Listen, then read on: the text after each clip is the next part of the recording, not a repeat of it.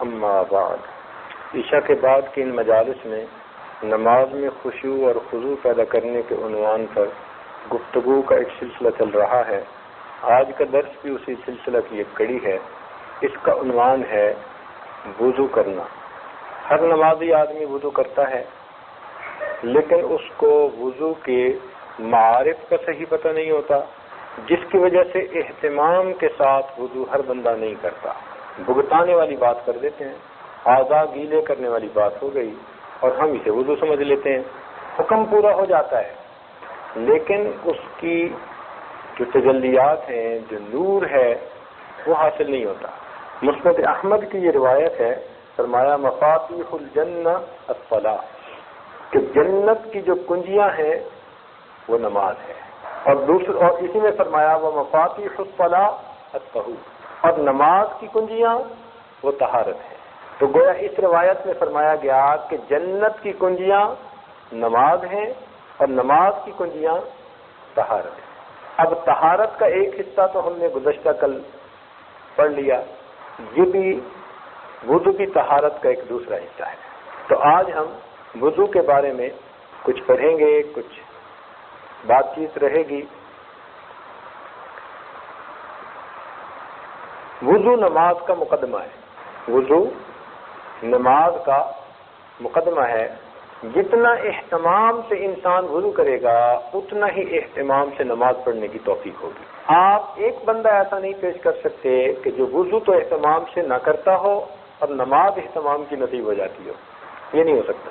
جن حضرات کو بھی نماز کا خشوع اور خضوع نصیب ہوا، ان لوگوں کا وضو بھی اسی کی مانند تھا۔ اسی لیے تو وضو عبادت ہے، اور اس وقت دنیا کی باتیں کرنے سے منع فرما دیا گیا۔ حدیث پاک میں آتا ہے جو انسان دنیا کی باتیں کرتا ہے وضو کے دوران، اللہ رب العزت کی رحمت کی چادر اس سے ہٹا لی جاتی ہے۔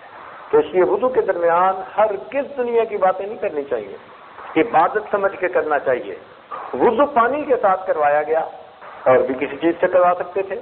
اس کی وجہ یہ ہے کہ پانی آگ کو بجھاتا ہے، تو جب انسان پانی سے وضو کرتا ہے تو ان اعضاء پر اللہ تعالیٰ جہنم کی آگ کو بھی حرام فرما دیتے ہیں۔ جب آدمی کسی چیز کو دھوتا ہے نا، صاف کرتا ہے، تو اس کو پھر اچھی طرح چاروں طرف سے دھوتا ہے۔ تو اللہ رب العزت نے بھی مومن کو وضو کے ذریعے ہر طرف سے دھلوا دیا۔ جہتیں کتنی ہیں، ڈائریکشن کتنی ہیں؟ ایک فرما رہے ہیں 4، بتائیے۔ ڈائریکشن 6 ہوتی ہیں، سامنے، آگے، پیچھے، دائیں بائیں، اوپر، اور تو 6 ڈائریکشن ہوتی ہیں۔ تو وضو میں انسان کو ہر سمت سے دھلوایا گیا۔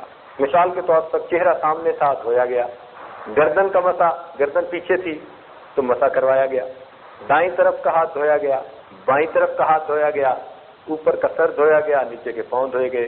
تو وضو کے ذریعے اللہ رب العزت نے بندے کو 6 جہات سے پاک فرما دیا، ہر طرف سے پاک ہو گیا۔ اس لیے روایت میں آتا ہے کہ آدمی جس عضو کو بھی وضو میں دھوتا ہے، اس عضو سے کیے ہوئے گناہ جھڑ جایا کرتے۔ چنانچہ امام اعظم ابو حنیفہ رحمۃ اللہ علیہ نے ایک نوجوان کو دیکھا، غسل کر رہا تھا، اور اس کا جو پانی تھا مستعمل، استعمال کیا ہوا، اس میں ایک خاص کبیرہ گناہ کے دھلے ہوئے اثرات محسوس ہوئے۔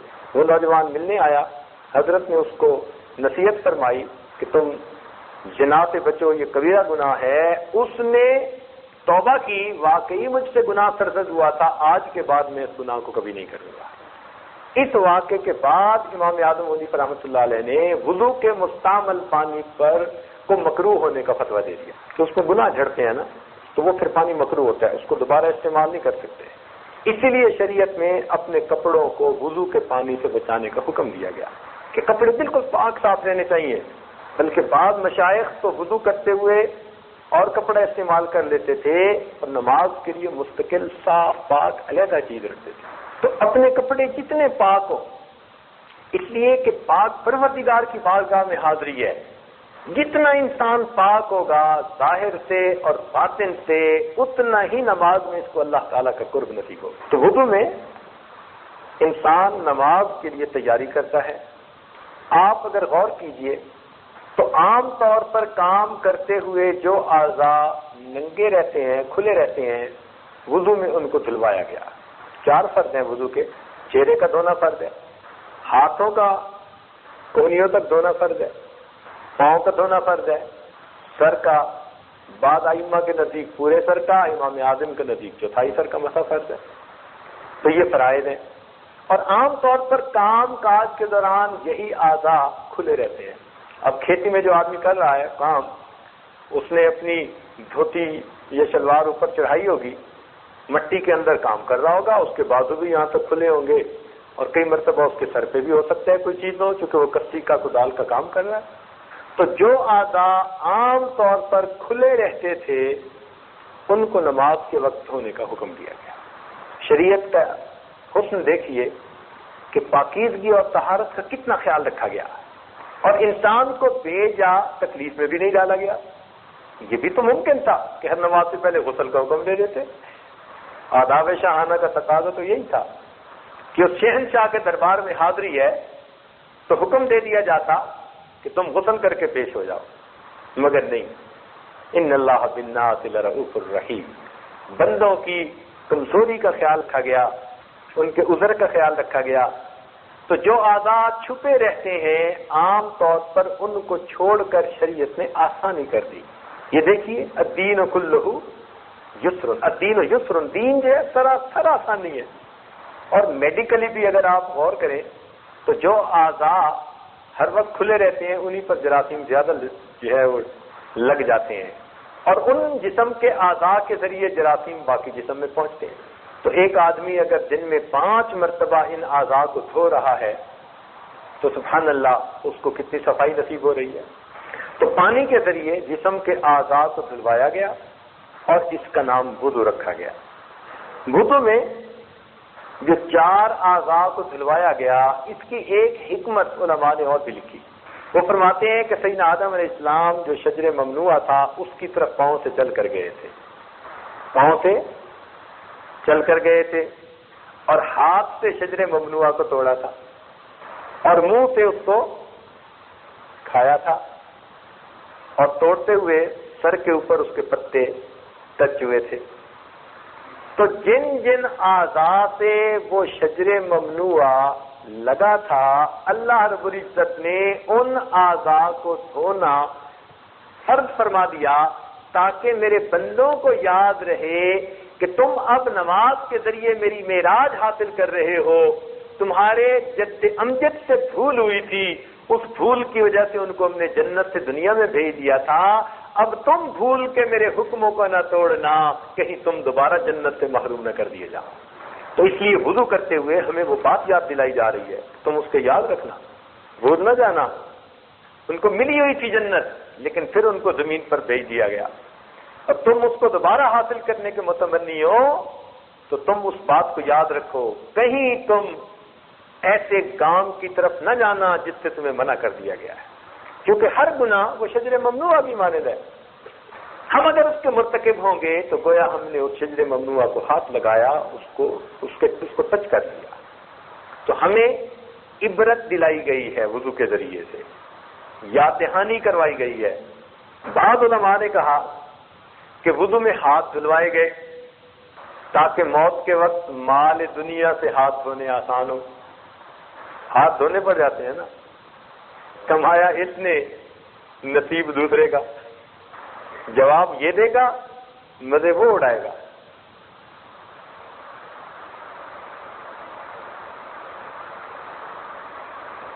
میرے دوستو، ایک بات دل کے کانوں سے سننا کہ کچھ لوگ مالدار ہوتے ہیں اور کچھ مال کے چوکیدار ہوتے ہیں، سمجھے؟ کچھ لوگ مالدار ہوتے ہیں۔ مالدار کون؟ کہ جس کو اللہ نے خوب دیا اور وہ دونوں ہاتھوں سے اللہ کے راستے میں دین کے کاموں میں خوب خرچ کر رہا ہے، یہ مالدار ہے۔ اور مال کا چوکیدار کون؟ کہ دیا تو بہت ہے لیکن بینک بیلنس ہی دیکھتا رہتا ہے، اللہ کے راستے میں خرچ کرنے کی توفیق نہیں ہوتی، گناہوں میں خرچ ہوتے ہیں۔ اللہ اکبر۔ ہم لوگوں نے واشنگٹن میں مسجد بنانی تھی، اور ان دنوں دوست احباب آ کے اپنا اپنا حصہ اس میں ڈال رہے تھے۔ ایک صاحب آئے اور کہنے لگے جی میرے گھر کے حالات اچھے نہیں، میں تو سچی بات ہے کہ $10 بھی نہیں دے سکتا، تو میں اس لیے آیا ہوں کہ بس آپ میرے لیے دعا کر دیجئے۔ ہم نے کہا بھئی ہم نے تو نہ کسی کو زبردستی کہا ہے نہ کہیں گے، طریقہ ہی نہیں۔ اللہ کا گھر بن رہا ہے، ہر بندہ اپنے طور پہ اس میں حصہ ڈال رہا ہے، تو جو ڈالے گا طیب نفس کے ساتھ وہی ٹھیک ہے۔ ہمارے سسر محترم انہوں نے الحمدللہ مسجد بنائی، شہر کی ساری مسجدوں سے بڑی مسجد، اور لوگوں نے اس کا نام بے چندہ مسجد رکھا۔ بے چندہ مسجد، کبھی چندہ ہی نہیں کیا، ہاں جو خود آیا اور اس نے دے دیا، قبول کر لیا، اللہ پہ توکل، اور اللہ نے بڑی سب سے بڑی مسجد بنوا دی، سبحان اللہ۔ خیر بات آئی گئی ہو گئی، کچھ عرصے کے بعد ایک نوجوان آیا اور آ کر کوئی اپنی بات کرنے لگا، بیعت ہوا اور اس نے توبہ کر لی۔ پھر اس نے کہا کہ جی میں نے تو اب بہت ساری برائیوں کو چھوڑ دیا، یہ کر دیا وہ کر دیا۔ تو اسی دوران بات کرتے کرتے وہ کہنے لگا کہ جی کچھ دن پہلے یہاں پر انڈیا سے کوئی گلوکارہ آئی تھی اور اس کی ٹکٹ ایک بندے کی $100 تھی۔ تو اس نے اس بندے کا نام لیا، کہنے لگا جی سب سے پہلی ٹکٹ خریدنے والے ہم 2 بندے تھے، اس کے گھر کے 11 بندے تھے اور وہ 11 کے لیے ٹکٹ خرید رہا تھا۔ جو بندہ مسجد کے لیے $10 کی بھی معذرت کر رہا ہے، وہ ایک گلوکارہ کے پروگرام میں جانے کے لیے خاندان والوں کے لیے $1100 کی ٹکٹیں خرید رہا۔ تو یہ توفیق من جانب اللہ ہوتی ہے۔ برائی پر پیسہ کے ایسے لوگوں کا خوب لگتا ہے، دین کے لیے قبول نہیں ہوتا۔ تو ہاتھ کس لیے دھلوائے کہ موت کے وقت مال سے ہاتھ دھونا آسان ہو جائے۔ چہرہ اس لیے دھلوایا کہ قیامت کے دن چہرہ تر و تازہ رہے۔ وجوہ یومئذ ناعمہ، سبحان اللہ، چہرے تر و تازہ ہوں گے۔ وجوہ یومئذ ناظرہ الی ربها ناظرہ، یوم تبیض وجوہ وتسود وجوہ۔ تو اس دن مومن جو وضو کرنے والا ہوگا اس کا چہرہ سفید ہوگا۔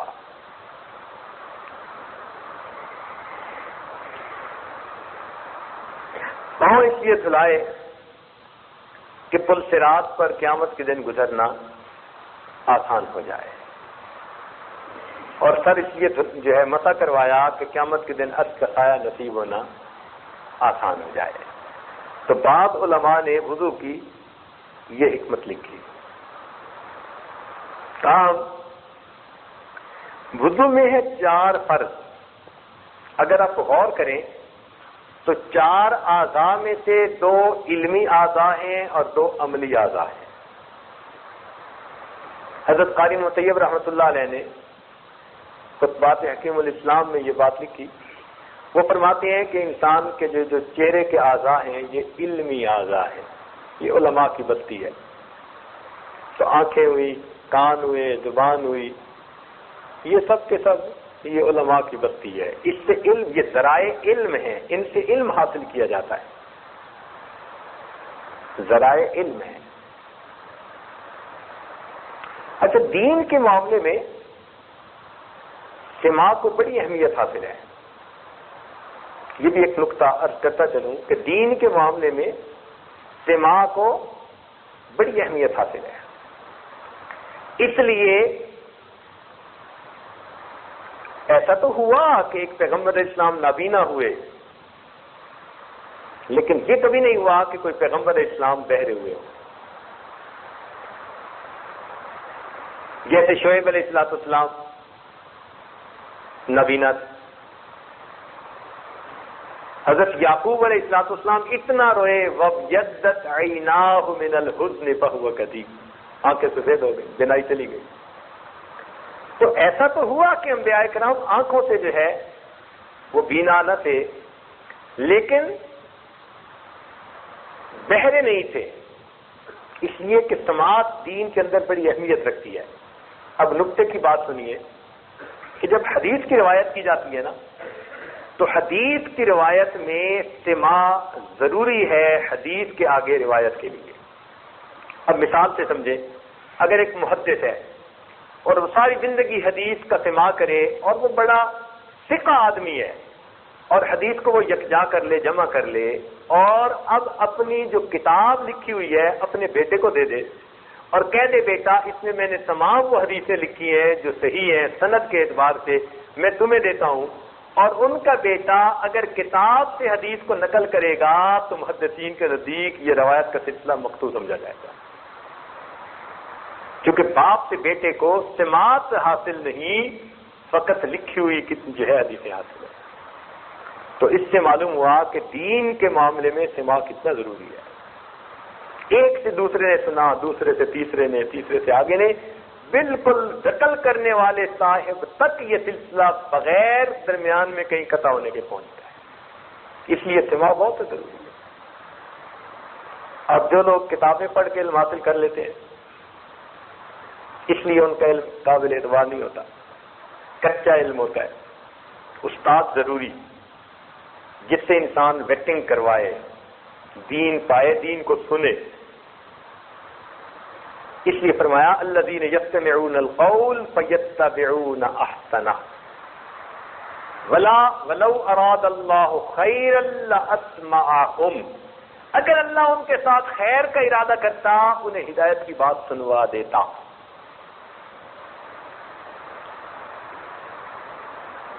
ان فی ذلک لآیات لقوم یسمعون. تو سماعت کی باتیں قرآن میں بہت کی گئی. تو اچھا سامع ہونا یہ بھی ایک نعمت ہے، ورنہ تو ادھر سے سن کے ادھر سے نکال دیتے ہیں. تو دین میں سماعت کا دخل ہے، علم میں خاص طور پر.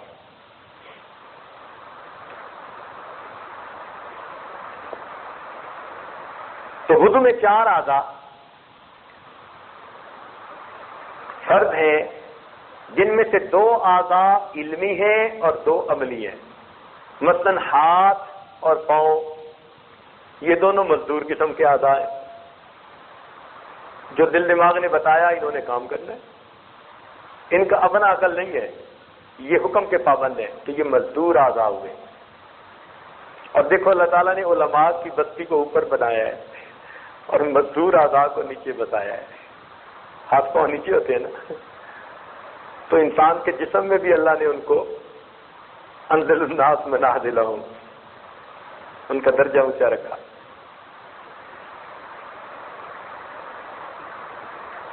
تو 2 علمی اعضاء، ایک سر اور ایک چہرہ، اور 2 عملی اعضاء، ایک ہاتھ اور ایک پاؤں.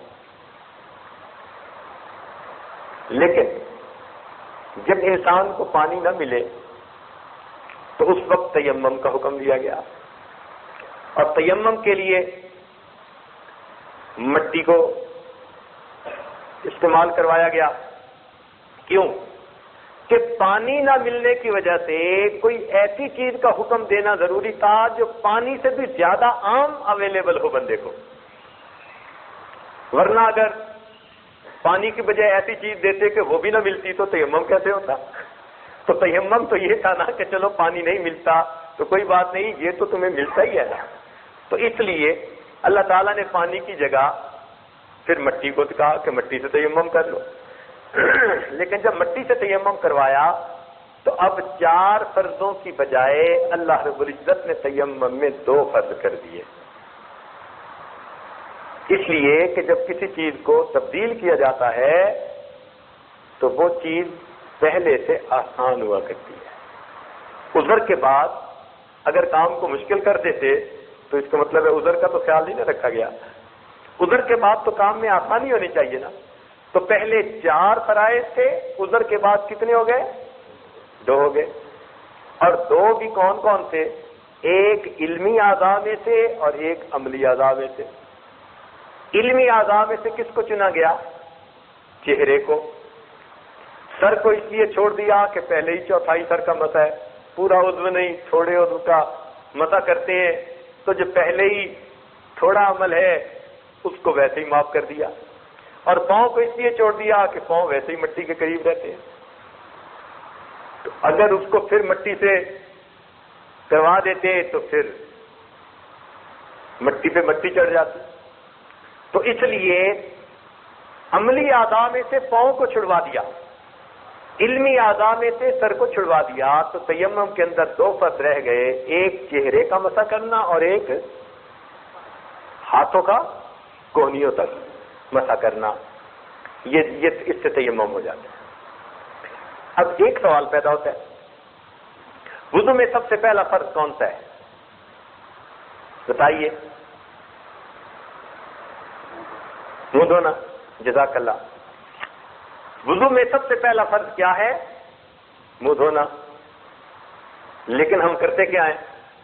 پہلے ہاتھ دھوتے ہیں جو سنت ہے،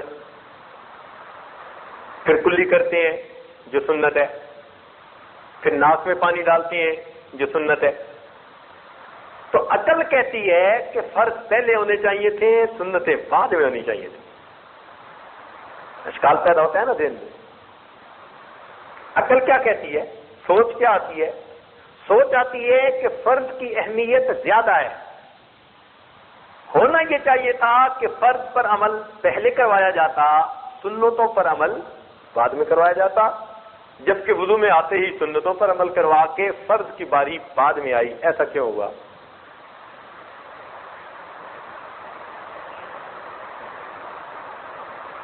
بتائیں گے کچھ؟ آپ چپ رہے ہیں۔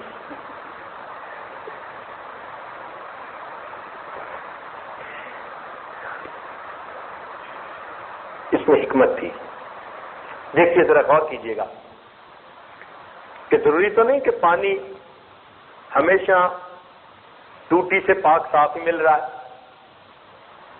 چانسز ہیں کہ پانی ٹھیک نہ ہو۔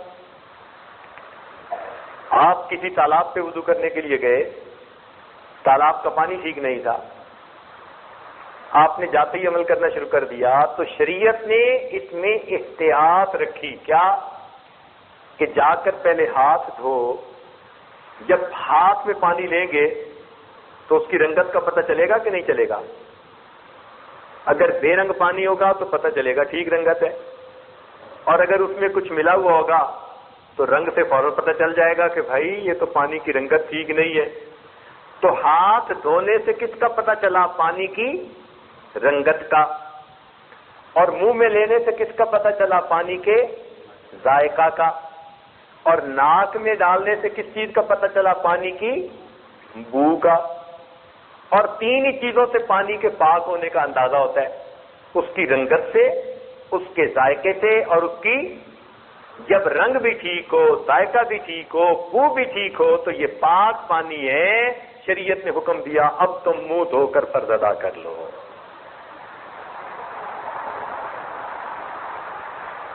الحمدللہ، دیکھو شریعت کے احکام میں کیا حکمتیں ہیں، اللہ رب العزت کی بات۔ تو اس لیے ہم سب سے پہلے آ کے ہاتھ دھوتے ہیں، ہاتھ دھوتے ہوئے دعا پڑھوائی جاتی ہے، بسم اللہ العظیم والحمد للہ علی دین الاسلام۔ اب یہ ایک ایسا موقع ہے وضو کے وقت ہاتھ دھونا کہ جس کی جو دعا ہے اس کے اندر دین اسلام کی نعمت پر اللہ کا شکر ادا کیا گیا ہے۔ کیونکہ عام طور پر ایسے مواقع کم آتے ہیں کہ جہاں اسلام پر شکر کرنے کی نعمت سامنے آئے۔ اب کھانے وقت کھانے کی دعائیں، پیتے وقت پینے کی دعائیں، سوتے وقت سونے کی دعائیں، تو اسلام کی نعمت پر شکر ادا کرنے کا وقت کون سا ہوگا؟ تو شریعت نے کہا کہ اچھا اب یہ اسلام کی نعمت ہے کہ تم نماز پڑھ کے اپنے پروردگار کی ملاقات کرنا چاہتے ہو، اس لیے وضو کرتے وقت جب ہاتھ دھو گے تو تمہیں اسلام کی نعمت پر اللہ کا شکر ادا کرنا ہے۔ اس لیے بالخصوص جب انسان وضو کرنے لگے تو یہ دعا پڑھے۔ اس دعا کے پڑھنے سے انسان گویا اسلام کی نعمت پر اللہ کا شکر ادا کر رہا ہوتا ہے۔ اور یہ ایمان اور اسلام کی نعمت پر اللہ کا شکر ادا کرنا اللہ تعالیٰ کو بہت پسندیدہ ہے. اللہ تعالیٰ اس بات کو پسند کرتے ہیں. اس لیے حدیث پاک میں فرمایا گیا کہ صبح و شام یہ دعا پڑھنی چاہیے, رضیت باللہ ربا وبمحمد نبیا وبالاسلام دینا.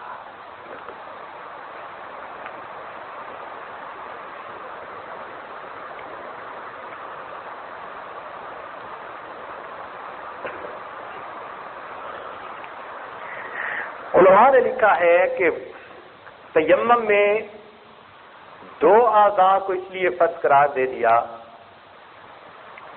کہ کم از کم اتنا تو دھونا لازمی ہے, اس لیے کہ یہ وہ اعضاء تھے قیامت کے دن ان اعضاء پر خوف دوسروں کی نسبت زیادہ ہوگا.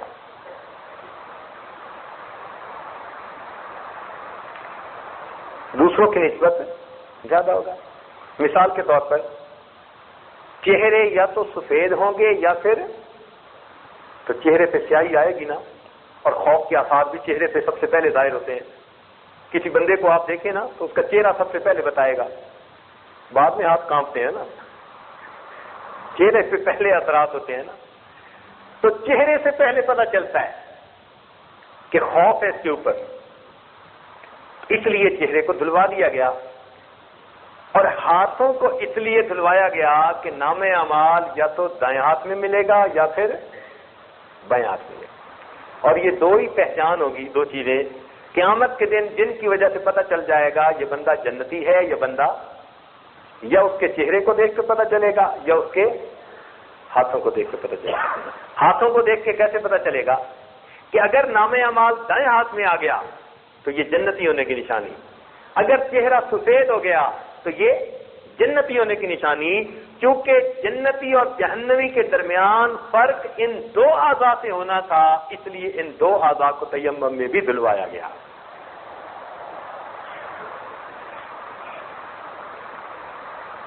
اب کوئی آدمی یہاں سوال کر سکتا ہے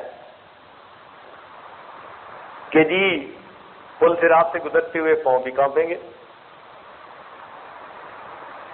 پل صراط سے گزرتے ہوئے پاؤں بھی کانپیں گے تو پاؤں بھی دھونے چاہیے تھے.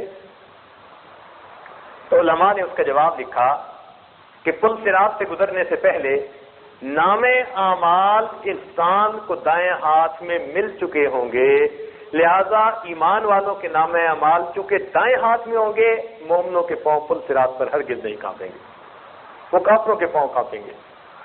پہلے ان کو پتہ چل چکا ہوگا کہ ہماری فسدویت ہے, ہم پاس ہیں, اس لیے ان کے پاؤں نہیں کانپیں گے. پاؤں کانپیں گے ان کے جن کے بائیں ہاتھ میں نام اعمال ہوگا.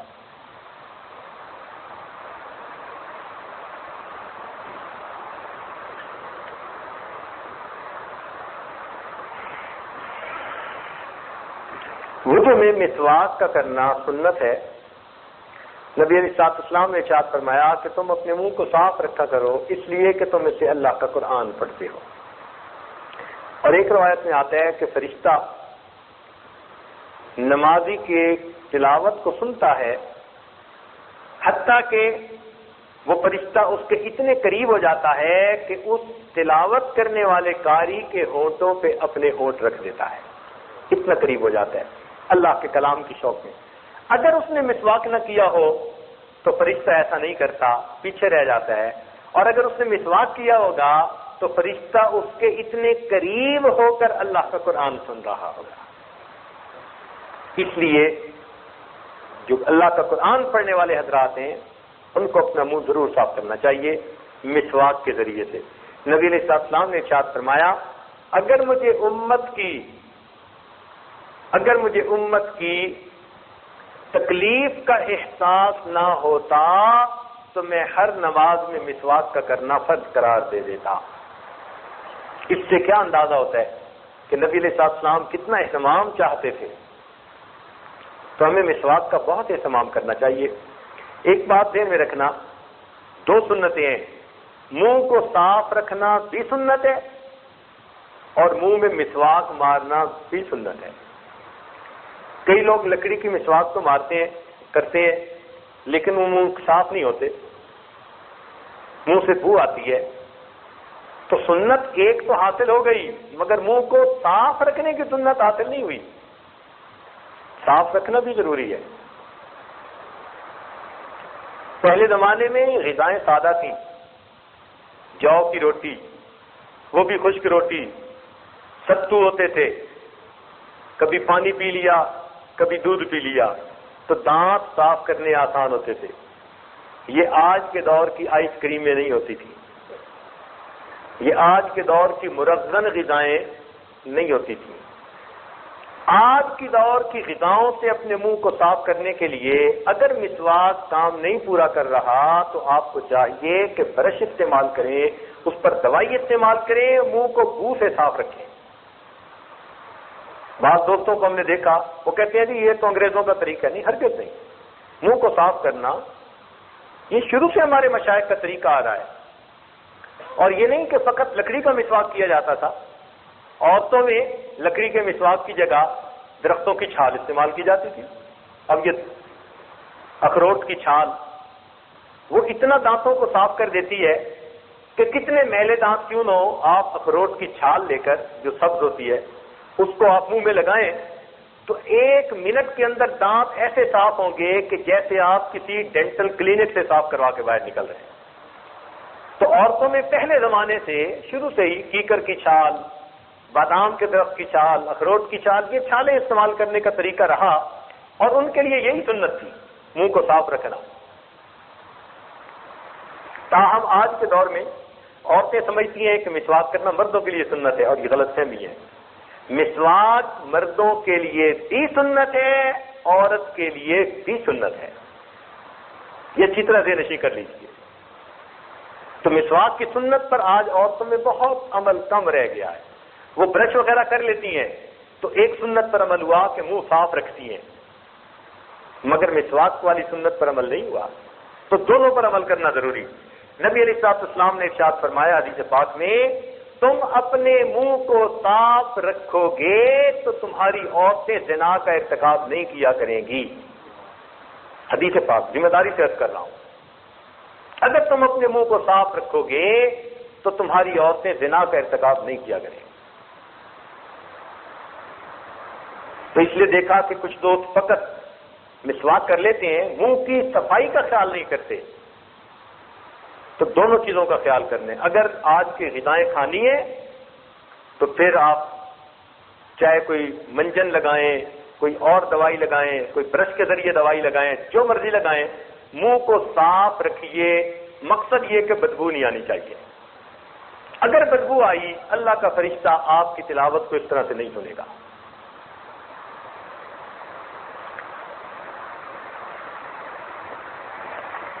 آج کل یہ تحقیق ہے، پہلے زمانے میں تحقیق تھی کہ جی صبح اٹھ کے برش کیا کرو، دانتوں کو صاف کیا کرو، اور آج تحقیق ڈاکٹروں کی طرف بدل گئی۔ امریکہ میں بہت زیادہ اس بات کی ایڈورٹائزمنٹ کرتے ہیں کہ دن میں کرو نہ کرو، رات کو سوتے ہوئے تم اپنے منہ کو صاف کر کے ضرور سویا کرو۔ اس کی وجہ کیا ہے کہ منہ کے اندر نا جو بیکٹیریا ہوتا ہے اس کی چھاؤنیاں بنی ہوتی ہیں۔ یہ جو ہمارے دانتوں کے درمیان کی جگہ ہے نا، اس میں اربوں خربوں بیکٹیریا ہوتے ہیں، باقاعدہ ان کی چھاؤنیاں ہوتی ہیں یہاں۔ اب دن کے اندر تو انسان کا منہ حرکت کرتا رہتا ہے، بولتا رہتا ہے، کچھ بات چیت کرتا رہتا ہے، تو منہ حرکت کرتا ہے۔ منہ کے حرکت میں رہنے کی وجہ سے بیکٹیریا کو اپنا کام کرنے کی فرصت نہیں ملتی، موقع نہیں ملتا۔ رات کو سو جاتا ہے، منہ بند ہوتا ہے۔ تو جب رات کو سو جاتا ہے، منہ بند ہوتا ہے، بیکٹیریا کے لیے دانتوں پر حملہ کرنے کا بہترین وقت ہوتا ہے۔ اس لیے دانتوں کی بیماریاں 90% رات سونے کے دوران ہوا کرتی ہیں، اور سنت یہی ہے کہ نبی علیہ السلام رات کو سونے سے پہلے وضو فرماتے تھے، یعنی صاف اور پاک منہ لے کر آپ آرام فرمایا کرتے تھے۔ تو آج یورپ کی دنیا میں کہا جاتا ہے کہ صبح مسواک کرو نہ کرو تمہاری ثواب دید ہے، رات سونے سے پہلے مسواک ضرور کر لو۔ تو دیکھو نبی علیہ السلام کی سنت پر آئے کہ نہیں آئے؟ تو اس لیے رات کو سونے سے پہلے اپنا منہ ضرور صاف پاک کیا کریں، تاکہ رات کو بیکٹیریے کو عمل کرنے کا موقع نہ ملے، دانتوں کی بیماریاں کم ہوں. اور پیٹ کی بیماریوں کی بنیاد دانتوں کی بیماریاں ہوتی ہیں. اکثر جو پیٹ کی بیماری ہے نا، ان کی بنیاد منہ کی بیماریاں لگتی ہیں کہ منہ کے اندر بیکٹیریا جو ہے وہ کچھ ایسے جراثیم پیدا کر دیتا ہے جو بیماریوں کے ہوتے ہیں. جب انسان کھانا کھاتا ہے اپنے منہ سے بیماریوں کے جراثیم اپنے پیٹ میں جا رہے ہوتے ہیں. تو اس لیے منہ کو اچھی طرح صاف رکھنا چاہیے. اور اگر انسان کے دانت ایسے ہیں کہ اس میں خلا ہے اور غذا اندر پھنس سکتی ہے تو اس کو خلال بھی کرنا چاہیے اور اچھی طرح تسلی کے ساتھ اپنے منہ کو صاف کر لینا چاہیے. گویا نماز کے لیے مسواک کرنا مستقل اجر کا باعث ہے. اس لیے حدیث پاک میں فرمایا گیا کہ جو نماز مسواک کے ساتھ پڑھی جائے اس نماز سے جو مسواک سے نہ پڑھی جائے 70 گنا زیادہ فضیلت رکھتی ہے. تو دیکھو نماز کا بھی اجر بڑھ گیا اور صفائی بھی بہتر ہو گئی، تو فائدہ تو ہمارا اپنا ہوا. ایک حدیث پاک میں ہے، ابن حجر رحمۃ اللہ علیہ نے محبیات میں یہ حدیث نقل کی ہے.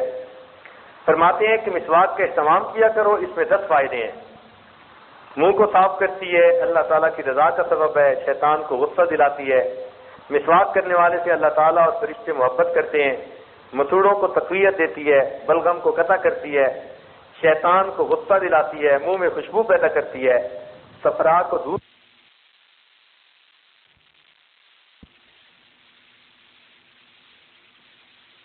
کے اہتمام بتائیے. اور چھوٹے بچوں سے شروع کیجیے. عام طور پر چھوٹے بچے وہ مسواک کے یا منہ کو صاف کرنے کے شروع میں عادی نہیں ہوتے. لمبا عرصہ تک وہ اس سے غفلت برتتے ہیں. جب ان کے دانت خراب ہونے شروع ہوتے ہیں تب ان کو دانتوں کی قدر و قیمت کا احساس ہوتا ہے.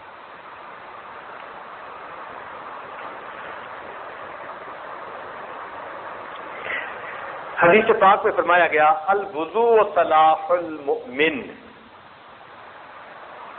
کہ وضو مومن کا اسلحہ ہے. اسلحہ سے انسان دشمن سے اپنا بچاؤ کرتا ہے. تو گویا وضو کے ذریعے سے انسان کی دشمنوں سے حفاظت ہوتی ہے. اب دشمنوں میں سے بڑا دشمن ہمارا کون ہے؟ شیطان ہے. تو اس لیے باوضو آدمی کو شیطان یعنی شیطانی وساوس کم آتے ہیں بنسبت بے وضو انسان کے. اس لیے ہمارے مشائخ نے فرمایا ہے کہ سالک کو چاہیے کہ اکثر اوقات باوضو رہے. آپ باوضو رہنے کی عادت ڈالیے اپنے اندر، پھر دیکھیے کہ آٹومیٹکلی یہ وساوس کم ہوتے چلے جائیں گے، خود بخود کم ہوتے جائیں گے. اور یہ جو ہے نا باوضو زیادہ دیر رہنا، یہ اللہ کی توفیق سے ہے. کچھ لوگ پوچھتے ہیں جی کوئی طریقہ بتائیں کہ ہم لمبی دیر تک وضو سے رہ سکیں. کچھ کھانے کے ساتھ بھی ہے کہ انسان ذرا اپنے کھانے پہ نظر رکھے. جن چیزوں سے زیادہ پیٹ میں گیس بنتی ہے ان سے پرہیز کر لے اور کھانا اعتدال کے ساتھ کھائے. اگر ہم نے کھانا تو کھا لیا جتنی جگہ ہے اور پانی پی لیا جتنے اس میں سوراخ رہ گئے، اب سانس کی مرضی آئے یا نہ آئے.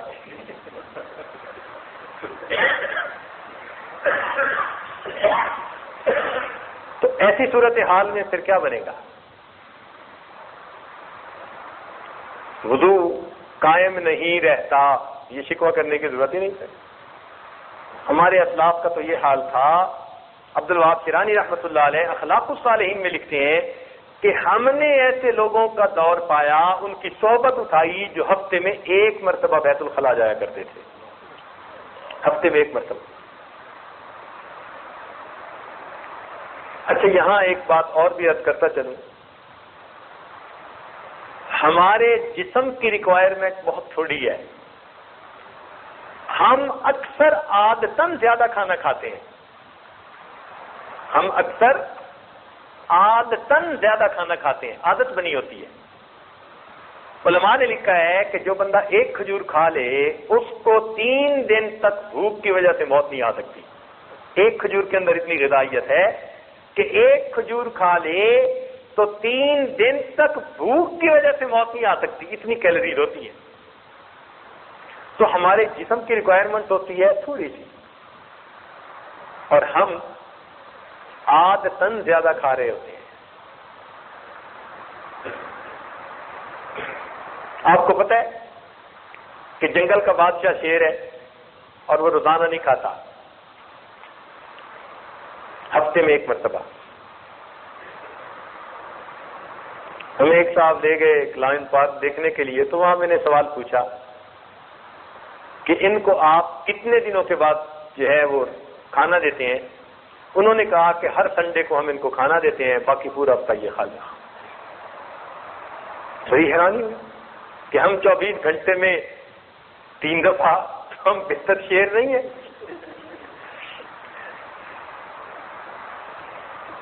24 گھنٹے میں 3 دفعہ، اور وہ 1 ہفتے میں 1 مرتبہ. مگر اس کی قوت اور اس کی طاقت اور اس کی پھرتی کا راز اس کے کم کھانے میں. اس وقت دنیا میں جتنے جاندار ہیں نا، جن کو سپیشیز کہتے ہیں انگلش میں، ان میں سب سے زیادہ لمبی عمر کا سپیشی وہ کروکوڈائل ہے، مگر مچھ ہے. اور مگر مچھ کے بارے میں آپ نے سنا ہوگا کہ آج کے زمانے میں بھی اس کی عمر 150 سال، 200 سال، 250 سال تک جا رہی ہے. اس دور میں بھی انسانوں کی تو 100 سے اوپر بڑی مشکل سے جا رہی ہے نا، اس کی آج بھی عمر 150 سے شروع ہو کے 250 سال تک جا رہی ہے. اور اس کی طاقت اتنی ہوتی ہے کہ شیر کا پنجہ بھی اگر اپنے منہ میں ڈال لے تو شیر کے لیے چھڑانا نہیں ممکن ہوتا. طاقت اتنی ہوتی ہے. اب اس کی طاقت اور اس کی لمبی عمر کا راز وہ اس کے کم کھانے میں. پتہ ہے کتنا کم کھاتا ہے؟ جس مگر مچھ کا وزن 700 kg ہو، 700 kg کا کیا مطلب؟ یعنی 70 kg کے 10 بندے. آسان طریقہ. تو جس کا وزن 700 kg ہو، 70 kg کے 10 بندوں کے برابر، 24 گھنٹے میں اس کی خوراک پونا kg 750 گرام ہوتی ہے. پونا kg. اور پونا kg تو ہم ناشتے میں کھا لیتے ہیں، کھانے اس کے علاوہ ہیں. مگرمچھ کی لمبی زندگی اور طاقت کا راز اس کے کم کھانے میں. اس سے ہم اندازہ لگائیں کہ ہم کتنا زیادہ کھاتے ہیں. کئی گنا زیادہ کھا رہے ہوتے ہیں. ہمارے جسم کی ریکوائرمنٹ اتنی نہیں ہوتی. ہم کرش کر رہے ہوتے ہیں اور جسم سے پاس کر کے اس کو گند میں تبدیل کر رہے ہوتے ہیں، اور اس کا کوئی فائدہ نہیں ہوتا. سرپلس انرجی جا رہی ہوتی ہے اور سرپلس انرجی نکل رہی ہوتی ہے. اور ہمیں کیا ملتا ہے؟ کھا کے ڈٹ کے کھانا اور جم کے سونا. پھر ہم کہتے ہیں جی تہجد میں آنکھ نہیں کھلتی.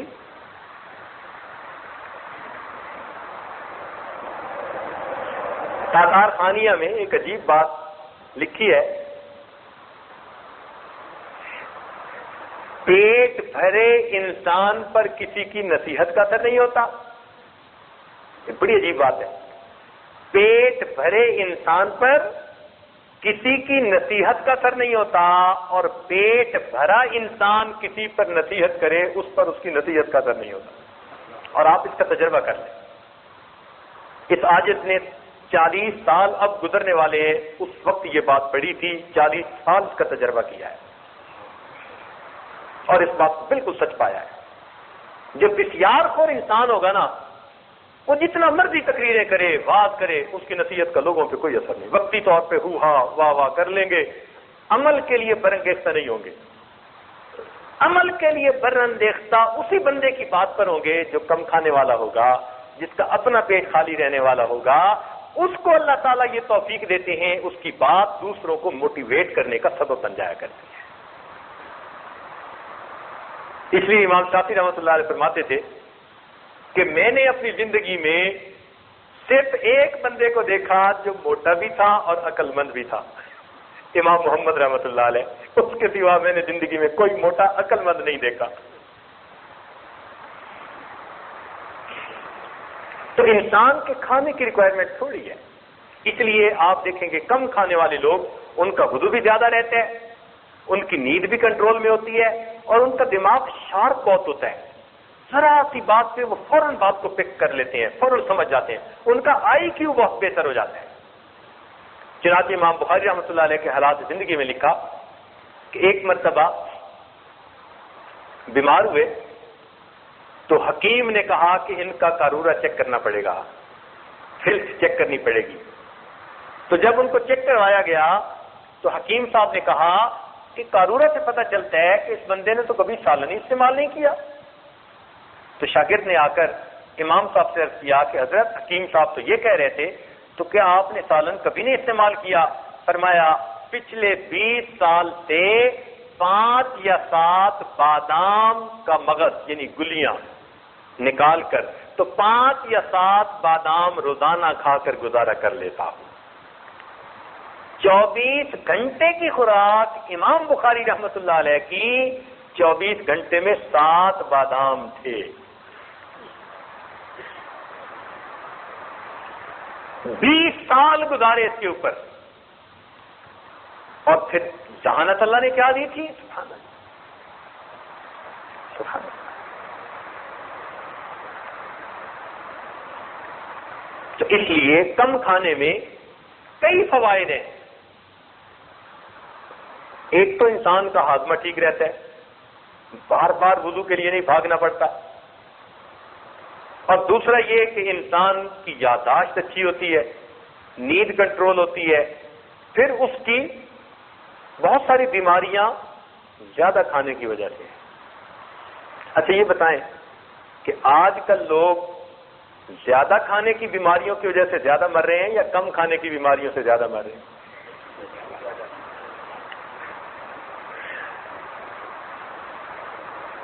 یہ کولیسٹرول بڑھ جانا، شوگر بڑھ جانا، بلڈ پریشر بڑھ جانا، یہ زیادہ کھانے کے نتیجے ہیں یا کم کھانے کے نتیجے ہیں؟ اور رزق کا جتنا شکوہ آج ہے اللہ سے، اتنا پہلے کبھی نہیں تھا۔ رزق کے شکوے بھی اللہ سے آج سب سے زیادہ۔ اللہ اللہ بعض اللہ والوں کی زبان سے عجیب الہامی باتیں ہوتی ہیں، سبحان اللہ۔ ایک بزرگ کی بات یاد آ گئی، فرماتے تھے اللہ رب العزت نے الہام فرمایا، اللہ رب العزت نے الہام فرمایا کہ اے میرے بندے، میں وہ رزاق ہوں کہ اگر تو بار بار کہے اللہ مجھے رزق نہ دے میں پھر بھی تجھے دے کر رہوں گا، تو میرے بندے اگر تو رو رو کر مانگے گا پھر میں تمہیں رزق کیوں نہیں عطا کروں گا؟ تو میں تو وہ رزاق ہوں، میں نے ذمہ لے لیا، وما من دابۃ فی الارض الا علی اللہ رزقها۔ تو اگر تو بار بار کہے اللہ مجھے رزق نہیں چاہیے نہیں چاہیے، میں پھر بھی دے کے رہوں گا، تو اے بندے اگر تو رو رو کے مانگے گا تو پھر میں تمہیں رزق کیوں نہیں عطا کروں گا؟ عطا ابن ابی رواح رحمۃ اللہ علیہ، یہ امام اعظم علی رحمۃ اللہ کے اساتذہ میں سے ہیں، کبار تابعین میں سے ہیں، عجیب الہامی باتیں کیا کرتے تھے، عجیب الہامی باتیں کیا کرتے تھے۔ فرماتے تھے اللہ تعالیٰ نے مجھ پر الہام فرمایا کہ بندوں سے کہہ دو، میرے بندوں سے کہہ دو کہ اگر رزق میں کچھ تھوڑی کمی ہو، اگر رزق میں کچھ تھوڑی کمی ہو، تم لوگوں کے درمیان، دوستوں کے درمیان بیٹھ کر فوراً میری شکایتیں کرنی شروع کر دیتے ہو، اور میرے بندو تمہارے نام اعمال گناہوں سے بھرے ہوئے میرے پاس آتے ہیں، میں تو کبھی فرشتوں میں بیٹھ کے تمہاری شکایتیں نہیں کیا کرتا۔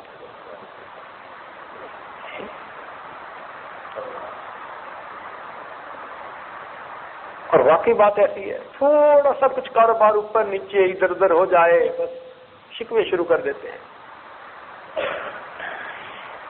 مخلوق کو نہ بتائیں، خالق کے سامنے عرض کریں، 2 رکعت نفل پڑھا کریں۔ اس لیے حدیث پاک میں آتا ہے کہ نبی علیہ الصلوۃ والسلام کے کو جب کوئی مہم پیش آ جاتی تھی، خود بھی اور اہل خانہ کو بھی نماز کا اہتمام کرنے کا، یعنی صلاۃ الحاجت پڑھنے کا حکم دیا کرتے تھے۔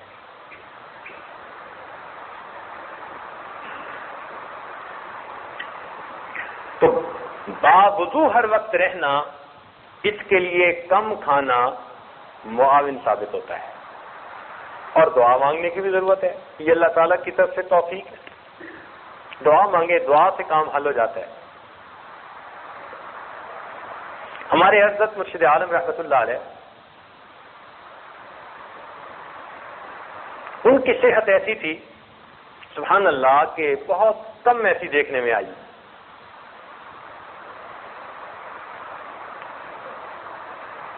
ہمارے ہاں پہاڑی علاقہ ہے مری، تو گرمیوں کے رمضان میں مری میں لوگ پورے ملک کے سمٹ کے پہنچ جاتے ہیں، ٹھنڈی ہونے کی وجہ سے وہاں رمضان شریف بھی گزارتے ہیں، منظر بھی بہت خوبصورت ہے۔ قراء حضرات نے وہاں پر ایک جگہ اپنی متعین کی ہوئی ہے مسجد، پورے شہر کے قراء چن چن کے وہاں آتے ہیں اور وہ قرآن سناتے ہیں، اور ایسا قرآن سناتے ہیں سبحان اللہ کہ اس وقت تقریباً 38 سال گزر چکے ہیں، اس مصلے کے اوپر کسی حافظ کو آج تک متشابہ نہیں لگا۔ وہ کھڑا ہی ایسے بندے کو کرتے ہیں جس بندے کو سورہ فاتحہ کی طرح قرآن مجید یاد ہوتا ہے۔ الحمدللہ اس عاجز نے ان گناہگار آنکھوں سے شاید درجن سے بھی زیادہ ایسے حضرات کی خود زیارت کی کہ جن کو قرآن مجید سورہ فاتحہ کی طرح یاد تھا۔ اللہ انبلیویبل، بعض اوقات تو حیران ہو جاتے ہیں۔ یعنی ان کو کہا ایک آیت، انہوں نے آیت پڑھ دی، میں نے کہا پچھلی آیت، وہ پڑھ دی، اس سے پچھلی آیت وہ پڑھ دی، میں نے پیچھے 20-30 آیتیں پڑھائیں اور وہ پیچھے 20-30 آیتیں بتاتے چلے گئے۔ حیران نہیں ہوتا بندہ؟ یعنی ایک آیت حافظ کو بتاؤ نا تو وہ آگے تو پڑھ دے گا، پیچھے پڑھنا یا پیچھے کی آیت کون سی ہے یہ بتانا مشکل ہوتا ہے، اور ایک آیت بتا بھی لے گا تو اس سے پیچھے کی بتانا اور مشکل۔ لیکن ایسا قرآن پاک یاد کہ آپ ایک آیت پوچھئے، اس سے پیچھے کی کون، وہ پڑھ دیں گے، اس سے پیچھے کی، اس سے پیچھے کی 20 آیتیں پیچھے پڑھواتے جائیے، وہ 20 آیتیں آپ کو پیچھے پڑھتے چلے جائیں گے۔ اللہ اکبر۔ چنانچہ ایک مرتبہ ایک حافظ صاحب تھے، دوستوں میں بیٹھے ہوئے تھے، تو انہوں نے کہا جی کہ یہ پارہ پڑھ لیا ہے؟ ان کا ہاں پڑھ لیا ہے۔ تو کسی نے کہا نہیں پڑھا، بس مجھے کہیں کہیں جہاں وقف ہوتے ہیں نا وہاں پہ ذرا تنگی پیش آتی ہے۔ وہ کہنے لگا میں آپ کو بتاتا ہوں، وہیں بیٹھے بیٹھے ہر آیت کا آخری لفظ پڑھتے پڑھتے پورا پارہ مکمل کر دیا۔ پہلی آیت کا آخری لفظ یہ ہے، پھر اس کے بعد یہ، پھر یہ، وہ لفظ بھی پڑھتے گئے آخری لفظ، اور آخری لفظ پڑھ کر پارہ مکمل کر دیا۔ سورہ فاتحہ کی طرح قرآن مجید یاد، سبحان اللہ۔ ایسے عشاق دیکھے، سبحان اللہ۔ کراچی میں ایک صاحب ہیں، ان کو قرآن کا کمپیوٹر کہا جاتا ہے، قرآن کا کمپیوٹر کہا جاتا ہے۔ ہم ان کا نام سنا کرتے تھے، اللہ تعالیٰ کی شان کے شادی کی ایک محفل میں اکٹھے ہو گئے، کسی نے تعارف کروایا، اللہ اکبر، واقعی میں نے ان سے کوئی آدھا گھنٹہ خوب باتیں کی اور پوچھی۔ اس بات پہ حیران تھا کہ جب ان سے کوئی لفظ پوچھا جاتا تو پھر وہ کیا بتاتے کہ یہ جو آپ نے لفظ پوچھا ہے نا، یہ قرآن پاک میں اتنی جگہ ہے، پہلے اتنی جگہ فلاں جگہ آیا ہے، اس صورت میں، اس رکوع میں آیت نمبر اتنی ہے، پھر اس پارے میں آیا ہے، اس رکوع میں آیت نمبر اتنی ہے، پھر اس جگہ، یعنی وہ 10 جگہ اگر لفظ آیا ہے تو 10 جگہ کی آیت نمبر بھی آپ کو ساتھ بتائیں گے۔ یہ 74 نمبر آیت ہے، یہ 75 نمبر آیت، یہ 55 نمبر آیت ہے۔ اس عاجز نے اپنی زندگی میں ایسا انسان نہیں دیکھا۔ حیران ہوتے ہیں، عجیب، سبحان اللہ۔ تو جن حضرات کو قرآن مجید کے ساتھ عشق ہوتا ہے، سبحان اللہ، لیکن ان کو یہ دیکھا میں نے کہ جتنی دیر بیٹھے رہے ان کی زبان پہ قرآن کا، ان کو غرض نہیں تھی کوئی کیا کر رہا ہے، وہ اپنا قرآن پڑھتے رہے، کھانے کا وقت آیا پلیٹ میں کچھ ڈالا، کھایا، پڑھتے پڑھتے چلے گئے۔ ساجد کے ایک استاد تھے، وہ بھی ہر وقت پڑھتے رہتے تھے، ہر وقت پڑھتے رہتے تھے۔ بعض افراد خانہ کے بقول ان کا آخری عمر میں ایک قرآن پاک روز پڑھنے کا معمول تھا، ہر وقت پڑھتے رہتے تھے۔ کسی نے بات پوچھی تو جواب دے دیا، پھر پڑھنا شروع کر دیا۔ مزہ ہی ایسا آیا ان کو، سبحان اللہ۔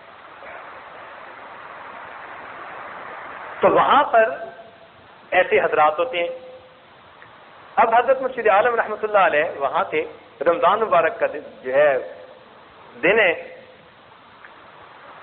مغرب کا کھانا کھا کر حضرت نے وضو کیا۔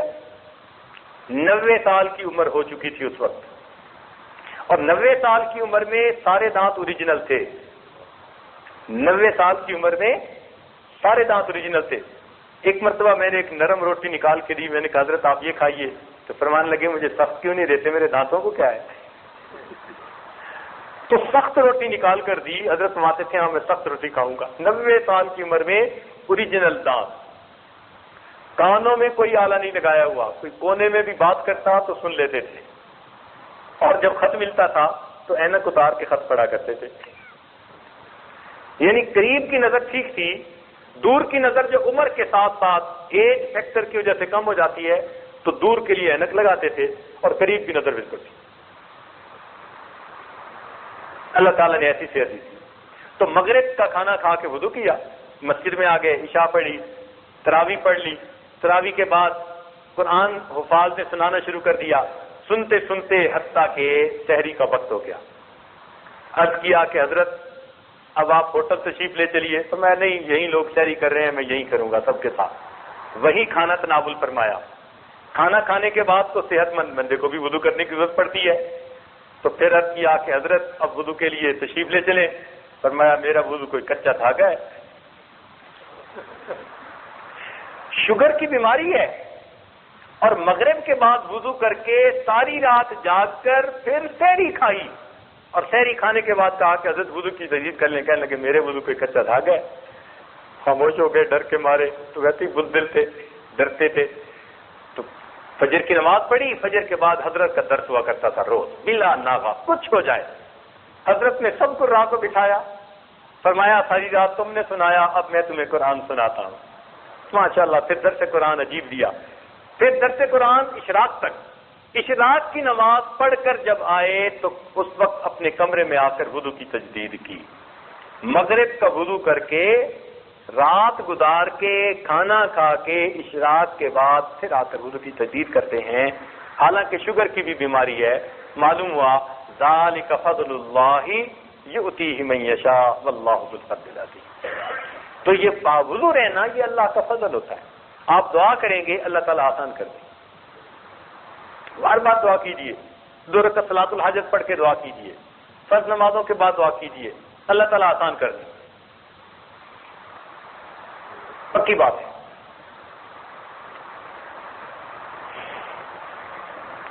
ہمارے شہر میں ایک خاندان ہے، امام ربانی مجدد الفانی رحمۃ اللہ علیہ کے خاندان میں سے ایک مرتبہ یہ عاجز ان کی زیارت کے لیے ان کے گھر گیا، تو ان کا مکان ایسی جگہ ہے کہ جہاں نئی کالونی بن رہی تھی، تو ابھی مسجد تعمیر نہیں ہوئی تھی، دور تھی۔ تھوڑی دیر بیٹھے، بات چیت ہوئی، مغرب کا وقت ہو گیا،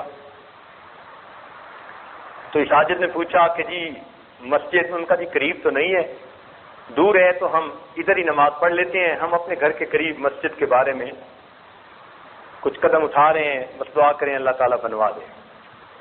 ہم نے کہا ٹھیک ہے یہیں پڑھتے ہیں۔ اب انہوں نے چادر بچھائی، ہم نماز پڑھنے کے لیے کھڑے ہو گئے۔ ان کے بچے ان کے قریب والوں کے کچھ 10-15 تھے، وہ ان کے گراؤنڈ کے اندر فٹ بال کھیل رہے تھے۔ تو جب کھڑے ہو گئے تو انہوں نے بچوں کو آواز دی کہ بچوں نماز کے لیے آؤ۔ بچوں نے وہیں فٹ بال چھوڑا اور بھاگے بھاگے آئے۔ اب اتنے بڑے نے بھی بوٹ کھولے اور صف پہ، اور اتنے نے بھی جوتے اتارے اور صف پہ۔ مجھے حیرانی ہوئی، میں نے ان کی طرف دیکھا، میں نے کہا انہوں نے وضو نہیں کرنا؟ بھائی فٹ بال کھیل رہے تھے، کسی کو پسینہ آیا ہوا، کسی کو بڑے نے بھی آ کے جوتے اتارے صف پہ اور اتنے نے بھی جوتے اتارے اور صف پہ. تو وہ کہنے لگے جی سب کا وضو ہے. نماز پڑھی لیکن نماز کے بعد ذہن میں بات رہی, وہ پہچان گئے. تو نماز کے بعد پھر مجھے کہنے لگے جی آپ کے ذہن میں بھی بات ہوگی کہ بھئی بچوں نے وضو نہیں کیا, شاید آج نماز کے لیے انہوں نے اہتمام سے پہلے سے وضو کیا ہوا تھا. بات یہ ہے ہمارے امام ربانی مجدد ثانی رحمۃ اللہ علیہ کے خاندان میں یہ بات چلی آ رہی ہے کہ ہم نے اپنی زندگی باوضو گزارنی ہے. ہمارے گھر کے 5 سال سے بڑی عمر کے کسی بھی بڑے مرد عورت بچے بچی کو آپ دیکھیں گے ہمیشہ باوضو پائیں گے. آج کے دور میں بھی ایسے لوگ موجود ہیں, آج کے دور میں بھی زندہ ہے. وہ کہتے ہیں ہمارے خاندان میں یہ چیز آ رہی ہے, شروع سے بچے کو تعلیم دی جاتی ہے کہ بچہ تم نے باوضو زندگی گزارنی ہے. بس وضو ٹوٹا دوبارہ وضو کر لیا, وضو ٹوٹا دوبارہ وضو کر لیا.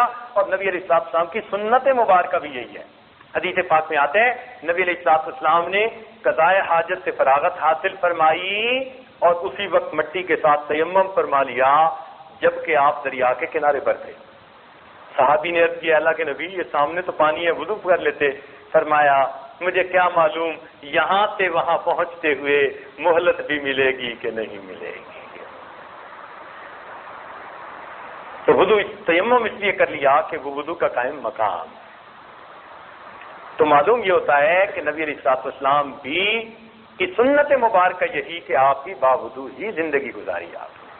اس لیے سالک کو چاہیے کہ وہ باوضو زندگی گزارنے کی نیت کرے, ارادہ کرے. اس سے شیطانی وساوس کم ہو جائیں گے, گناہ کم ہو جائیں گے. وضو کی برکت اپنی ہوتی ہے. تو باوضو زندگی گزارنے کی کوشش کرنی چاہیے. حدیث پاک میں آتے ہیں تم جیسے زندگی کا گزارو گے تمہیں ویسے موت آئے گی. کما تعیشون تموتون. تو جب حدیث پاک میں آیا کہ تم جیسے زندگی گزارو گے ویسے موت آئے گی, تو معلوم ہوا کہ جو انسان باوضو زندگی گزارے گا اس آدمی کو باوضو موت آئے گی. تو باوضو موت آ گئی, اللہ تعالیٰ اپنی رحمت سے آسانیاں فرما دیں. تو اس لیے وضو کی خوب پابندی کریں, جتنی اپنی طرف سے کر سکتے ہیں, گھبرایا نہ کریں. الحمدللہ ہم نے اپنے رشتہ داروں میں ایسی جوان بچیوں کو دیکھا کہ جو اپنے بچوں کو بے وضو دودھ نہیں پلاتی. اور یہ بات کہنی آسان ہے, کرنی اتنی مشکل ہے. یہ ہم سے پوچھو نا کہ گھر کی عورتوں کو پھر کیا کیا جتن کاٹنے پڑے, حیران ہوتے ہیں. یعنی ماں بیٹے کے ساتھ سوئی پڑی ہے اور بیٹا رویا تو ماں نے اسے اپنا دودھ دیا, لیکن دودھ دینے سے پہلے وضو کرنا ہے. سردی کے موسم میں لحاف میں سے گرم کمرے میں سے نکل کے جاؤ وضو کرو, وضو کر کے آؤ, بچے کو دودھ پلا کے 15 منٹ لیٹو. 15 منٹ کے بعد بچہ پھر روتا ہے کہ مجھے پھر دودھ چاہیے. اب پھر وضو کرنے کے لیے جاؤ چونکہ آگ لگ گئی تھی. پھر احساس ہوا کہ واقعی بچے کو ہمیشہ باوضو دودھ پلانا آسان کام نہیں ہے, بڑا مشکل ہے. آپ کار پہ سفر کر رہے ہیں اور بچہ رو رہا ہے, اور اگر وضو نہیں ہے تو اب وضو کیسے کریں, بچے کو دودھ کیسے پلائیں, اور بچہ تڑپ رہا ہے وہ دودھ پلاؤ. اب رکو وضو کرو. اب باپردہ عورتوں کے لیے وضو کرنا کتنا مسئلہ. لیکن الحمدللہ آفرین ہے ان بچیوں اور ان عورتوں پر آج کے اس گئے گزرے دور میں بھی اپنے بچوں کو باوضو دودھ پلاتی ہے. یہ برکتیں ہوتی ہیں, یہ مشائخ کی اچھی عادتیں ان کی نسلوں میں آگے چل رہی ہوتی ہیں, ان کی اولادوں میں چل رہی ہوتی ہیں. خواجہ معین چشتی اجمیری رحمۃ اللہ علیہ نے بنگال کا دورہ کیا. 7 لاکھ ہندو مسلمان ہوئے اور 70 لاکھ مسلمانوں نے بیعت توبہ کی. 7 لاکھ ہندو مسلمان اور 70 لاکھ مسلمان مرید بنے, توبہ طائب ہوئے. جب گھر پہنچے تو بڑے خوش تھے. ماں نے پوچھا معین الدین بڑے خوش نظر آتے ہو. اماں مجھے اللہ نے یہ سعادت بخشی, اتنے لوگوں نے اسلام قبول کیا, مجھے ذریعہ کے طور پہ اللہ نے قبول کر لیا. ماں نے کہا بیٹا یہ تیرا کمال نہیں, یہ میرا کمال ہے. یہ تیرا کمال نہیں, یہ میرا کمال ہے. کہ اماں آپ کا کمال کیسے؟ لاڈ میں پوچھا آپ کا کمال کیسے؟ فرمایا بیٹے جب تم چھوٹے تھے میں نے کبھی بے وضو دودھ نہیں پلایا، یہ اس کی برکت ہے، اللہ نے لاکھوں انسانوں کو تمہارے ہاتھ پہ اسلام قبول کرنے کی توفیق بخشی۔ تو پہلے زمانے میں عورتیں اپنے بچوں کو اس طرح باوضو دودھ پلاتی تھی، باوضو کھانے پکاتی تھی۔ آج تو باوضو کھانے پکانے کا رواج ہی ختم ہو گیا، رواج ہی ختم ہو گیا۔ تھوڑا ہے، کچھ جگہوں پر ہے۔ ابھی کراچی میں یہ عادت تھا، اپنے ہی تعلق والے کوئی دوست تھے، الحمدللہ کئی دنوں کے بعد انہوں نے کھانا سامنے رکھا تو کھانا رکھ کر کہا کہ حضرت آپ کا یہ کھانا پکاتے ہوئے میری اہلیہ نے 11 مرتبہ سورہ یاسین شریف مکمل کی۔ خوشی ہوئی الحمدللہ۔ ابھی کچھ لوگ باقی ہیں جہاں آپ اب گھر کی عورتوں کو ذمہ داری لگا دیجیے کہ وہ ہمیشہ باوضو کھانا کھلائیں گھر کے مردوں کو، آپ کو اپنی اولاد سے شکوے ختم ہو جائیں گے۔ تجربہ کر کے دیکھ لیجیے، ہم نے اس کو آزمایا ہے۔ آپ جو کہتے ہیں یہ اولاد دین میں دلچسپی نہیں لیتی، پڑھتی نہیں، فرما بردار نہیں، کہنا نہیں مانتے، سب شکوے ختم ہو جائیں گے۔ کیوں؟ جب ان کو باوضو پکا ہوا کھانا ملنا شروع ہو جائے گا، اس میں برکت اور اس میں نور ہوا کرتا ہے۔ جو عورتیں شکوے کرتی ہیں نا جی خاوند گھر میں گرم دماغ رہتا ہے، تعاون نہیں کرتے، ہر وقت ڈانٹ ڈپٹ کرتے رہتے ہیں، وہ خاوندوں کو باوضو کھانا کھلانا شروع کر دیں، اللہ تعالیٰ گھر کے ماحول کو محبت پیار والا بنا دے۔ تجربہ کر کے دیکھ لیجیے، ہم نے باقاعدہ آزمایا اس کو۔ جس گھر میں پریشانی زیادہ ہے رزق کی یا صحت سے متعلقہ، اس گھر کے سارے لوگ باوضو رہنا شروع کر دیں، اللہ تعالیٰ ان کو پریشانی اور مصیبتوں سے آسانی فرمائے۔ الوضوء صلاح المؤمن، حدیث جو آئی ہے نا، تو یہ حدیث معمولی نہیں ہے کہ وضو مومن کا اسلحہ ہے۔ اسلحے سے انسان کی جیسے حفاظت ہوتی ہے، اسی طرح وضو سے انسان کی ہر پریشانی ہر مصیبت سے اللہ حفاظت فرما دیتے ہیں۔ تو اس لیے آج باوضو زندگی گزارنے کا اہتمام یہ بہت کم ہے۔ پہلے زمانے میں خانقاہوں میں تو اس کا بہت اہتمام سمجھایا جاتا تھا، باقاعدہ اس کی تعلیم دی جاتی تھی اور ہر بندہ ہر وقت باوضو رہتا تھا۔ چنانچہ ہمارے سلسلہ عالیہ کے ایک بزرگ تھے حضرت خواجہ فضل علی قریشی رحمۃ اللہ علیہ، اس عاجز کے وہ پردادا پیر بنتے ہیں، شیخ کے شیخ کے شیخ، تو پردادا پیر بنتے ہیں۔ سبحان اللہ، ان کی اپنی زمین تھی اور وہ زمین میں خود اپنی کاشت کرتے تھے، اور فرماتے تھے کہ میرا معمول ان دنوں میں یہ تھا کہ میں زمین میں کاشت کے دوران لا الہ الا اللہ کا ذکر کرتا، شام کو حساب لگاتا 70,000 مرتبہ ہو چکا ہوتا۔ ایک دن میں 70,000 مرتبہ کلمے کا ذکر کرنا، سبحان اللہ۔ تب تو زندگی میں نور آتا تھا نا۔ تو ان کی عادت تھی، ان کی خانقاہ میں کئی مرتبہ بچھانے کے لیے دسترخوان بھی نہیں ہوتا تھا، قسم پرسی کا عالم تھا، استغنا ہوتا تھا، لوگوں کی طرف تو نظر ہی نہیں ہوتی تھی، اللہ کے خزانوں پہ نظر ہوتی تھی، بس مل جاتا تھا تو ان کو کھلا دیتے تھے، دسترخوان نہیں ہوتا تھا تو کئی مرتبہ ان کو لائن میں بٹھا دیتے جیسے دسترخوان ہوتا ہے، لیکن ان کی ایک ران کے اوپر روٹی رکھ دی جاتی اور دوسرے ہاتھ میں گڑ کی ڈلی دے دی جاتی، کھانا کھاؤ۔ اور کبھی کبھی گڑ بھی نہ ہوتا تو لسی، ایک پیالہ لسی کا، تو ایک ہاتھ میں لسی اور ایک روٹی دے دی جاتی، کھاؤ کھانا۔ یہ فقراء کا کھانا ہوتا تھا۔ ایسے کھانے کھا کے اللہ اللہ کرتے تھے۔ ایک مرتبہ حضرت خواجہ فضل قریشی رحمۃ اللہ علیہ نے سامنے سب کے دسترخوان بچھوایا اور روٹی رکھی، اور روٹی رکھ کے کہا فقیرو، فقیرو کہتے تھے، بات عجیب ہے، فرمان لگے فقیرو، یہ جو روٹی تمہارے سامنے پڑی ہے، اس روٹی کے لیے جو گندم تھی، اس گندم بونے کے لیے جب زمین میں ہل چلایا گیا تو وضو کے ساتھ، جب اس زمین کو پانی دیا گیا تو وضو کے ساتھ، جب گندم کے دانے زمین میں ڈالے گئے تو وضو کے ساتھ، پھر بعد میں اس کی حفاظت کی گئی تو وضو کے ساتھ، پھر گندم کو کاٹا گیا تو وضو کے ساتھ، پھر اس کے دانوں کو بھوسے سے جدا کیا گیا تو وضو کے ساتھ، پھر گندم کو آٹے میں پیسا گیا تو وضو کے ساتھ، پھر آٹے کو گھر کے اندر گوندا گیا تو وضو کے ساتھ، اور پھر اس کی روٹی پکائی گئی تو وضو کے ساتھ۔ فقیروں، وہ روٹی آپ کے سامنے لا کر پہنچائی گئی وضو کے ساتھ، کاش کہ آپ لوگ بھی اسے وضو کے ساتھ کھا لیتے۔ یہ تعلیم دیتے تھے ہمارے مشائخ، کاش کہ آپ لوگ بھی اسے وضو کے ساتھ کھا لیتے۔ اللہ اکبر۔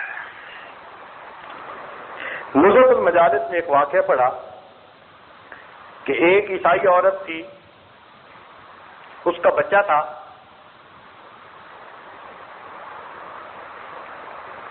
وہ نماز پڑھ رہی تھی اپنی اور یہ ساتھ کھیل رہا تھا۔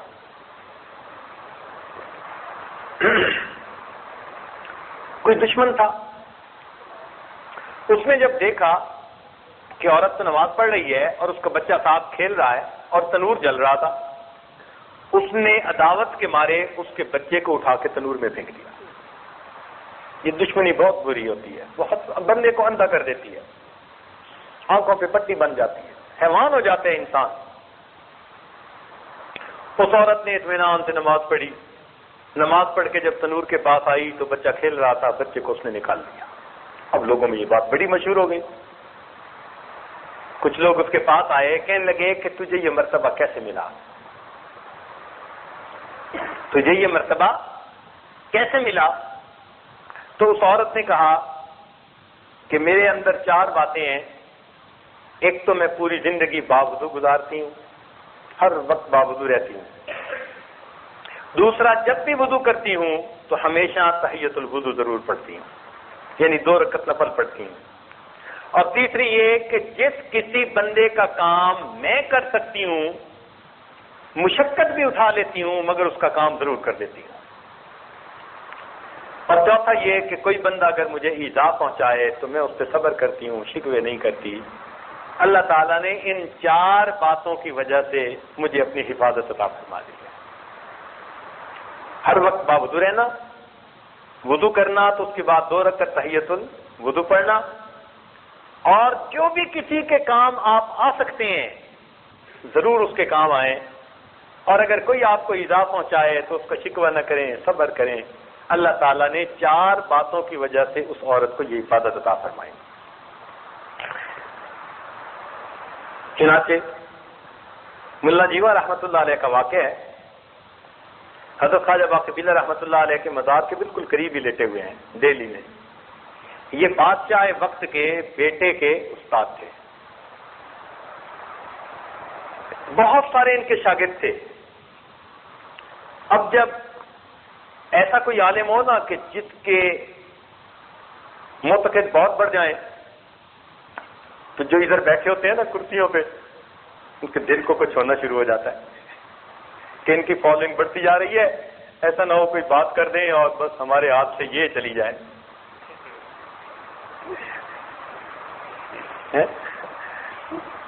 پہلے زمانے کے لوگ تو پھر بھی آیت الکرسی پڑھتے تھے، آج کے دور کے حکمران کرسی کرسی کرسی کرسی۔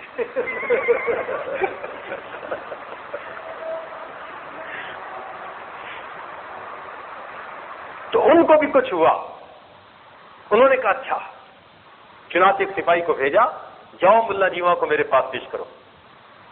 اب وہ سپاہی جب آیا تو اس نے کیا دیکھا کہ ملا جیواں رحمۃ اللہ حدیث کا درس دے رہے تھے، اور آداب حدیث میں سے یہ ہے کہ جب حدیث کا درس دے رہے ہوں تو جب تک آپ بات مکمل نہیں کر لیتے ادھر ادھر آپ متوجہ نہ ہو، یہ آداب حدیث میں سے ہے۔ چنانچہ وہ آ کے کھڑا رہا، ملا جیواں درس دیتے رہے، مکمل ہوگا تو پھر بات کروں۔ اب وہ تو بڑے شان سے آیا تھا کہ میں بادشاہ کا بھیجا ہوا ہوں، تو مجھے تو دیکھتے ہی ملا جیواں اٹھ کے آئیں گے، فرشی سلام کریں گے۔ اس نے دیکھا کہ وہ تو اپنی بات میں لگے ہوئے ہیں اور لوگوں کا ایک مجمع ہے جو بیٹھا ہوا ہے، اس کو تو بڑا غصہ آیا۔ اس نے کہا اچھا میں پتہ کرواتا ہوں۔ وہ گیا جناب بادشاہ کو، اس نے جا کے لگی لپٹی، یعنی لپیٹ کے کچھ اور باتیں کر دی۔ وہ تو بندے کو بندہ نہیں سمجھتے، سنتے نہیں کسی کی، میں کھڑا رہا، پرواہ نہیں کی۔ بادشاہ سلامت، وہ تو آپ کے خیر خواہ نہیں نظر آتے، ایسی جلی کٹی کہیں کہ بادشاہ کو بڑا غصہ آیا. بادشاہ نے کہا اچھا ان کو گرفتار کر کے پیش کرو. اب جب گرفتاری کا حکم دیا تو بچے سن رہے تھے جو ملا جیون رحمۃ اللہ کے شاگرد تھے.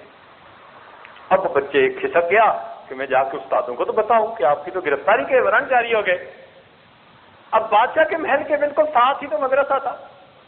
چنانچہ وہ بچہ پہنچ گیا. پہلے اس نے جا کے کہا کہ حضرت ابا جی نے تو آپ کی گرفتاری کے ورن جاری کر دیے, پولیس آ رہی ہے. ملا جیون رحمۃ اللہ میں اچھا پھر لاؤ لوٹا ہم بھی وضو کرتے ہیں. ملا جیون رحمۃ اللہ نے وضو کیا اور وضو کر کے مصلی پہ بیٹھ گئے. اب جب مصلی پہ بیٹھ گئے بچہ سمجھدار تھا. اب اس کو دوسری طرف کا خیال آیا کہ اگر ملا جیون نے ہاتھ اٹھا دیے تو ادھر تو میرے ابو ہی ہیں نا. اب وہ بھاگا اور جا کے اپنے ابو کو بتایا کہ ابو ملا جیون نے وضو کر لیا, مصلی پہ بیٹھ چکے. کتابوں میں لکھا ہے کہ جب بادشاہ نے یہ سنا ملا جیون رحمۃ اللہ علیہ وضو کر کے مصلی پہ بیٹھ چکے, پاؤں میں جوتا نہیں, سر پہ تاج نہیں, اسی حالت میں بھاگا ہوا آیا, ملا جیواں کے پاؤں پکڑے, حضرت ہاتھ نہ اٹھانا میری آنے والی نسلیں تباہ ہو جائیں گی. تو جب وقت کے بادشاہوں کو یہ یقین تھا نا کہ ان بوریہ نشینوں کے ہاتھوں کے اٹھ جانے سے کچھ ہو جانا ہے تو پاؤں پکڑتے تھے.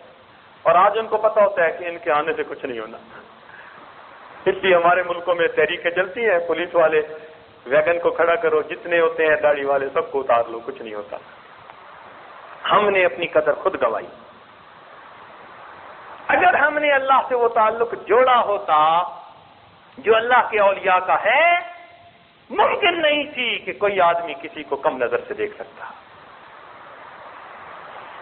اس لیے باوضو زندگی گزارنے سے اللہ رب العزت کی مدد ہوتی ہے. شیطان اور دشمنوں کے مقابلے میں اللہ تعالیٰ بندے کی پشت پناہی فرماتے ہیں. الوضو و صلاح المؤمن. چنانچہ ایک روایت میں ہے کہ حضرت عمر رضی اللہ تعالیٰ عنہ کے زمانے میں انہوں نے ایک اپنے نمائندے کو بھیجا پیغام دے کر دور کے علاقے میں. اب وہ نمائندہ راستہ بھول گیا. جب راستہ بھول گیا تو بڑی دیر کے بعد اس کو ویرانے میں ایک ایسا گھر ملا کہ جس کے قریب آبادی نہیں تھی. انہوں نے اس کو کھٹکھٹایا, بڑی دیر کھٹکھٹاتے رہے, کوئی کھولتا ہی نہیں تھا. کافی دیر کے بعد بالآخر دروازہ کھلا تو دیکھا کہ ایک راہب ہے. اس نے دروازہ کھولا, پوچھا کیا بات ہے. اس نے کہا بھائی میں راستہ بھول گیا ہوں, مسافر ہوں, اور اس لیے دروازہ کھٹکھٹایا ہے, آپ راستہ بھی بتا دیں اور میں کچھ دیر آرام بھی کر لوں. اس نے راستہ بھی بتا دیا. اس سے پوچھا بھائی آپ نے دیر سے آواز سنی یا آپ نے سن لی تھی دیر سے کھولا. اس نے کہا جی اٹھ تو ہم پہلی دستک پہ ہی گئے تھے لیکن دروازہ دیر سے کھولا. اس نے کہا وہ کیوں؟ وہ راہب کہنے لگا کہ ہم نے اپنی آسمانی کتاب میں یہ پڑھا ہے کہ جب کوئی بندہ خوف کی حالت میں ہو اور وہ وضو کر لیتا ہے اللہ تعالیٰ اس سے خوف کو دور کر دیا کرتا ہے.